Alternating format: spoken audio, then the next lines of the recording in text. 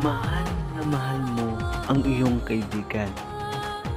June Prince. Noong kabataan ko, ang hirap magkaroon ng kaibigan.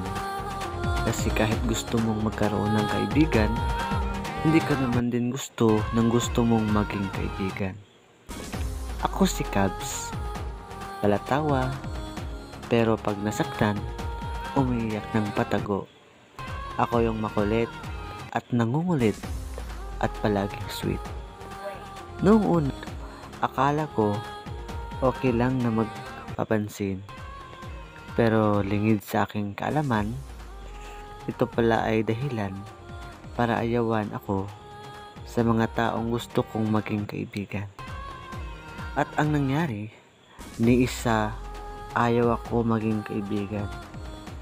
Kaya umuwi na lang akong malungkot at umiyak, at ito lang ang aking short story.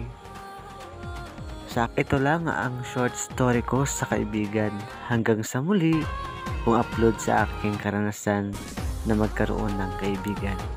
Maraming salamat at huwag kalimutang mag-follow sa page ko at para masundan din ang aking story about friendship, kung paano ako nasaktan.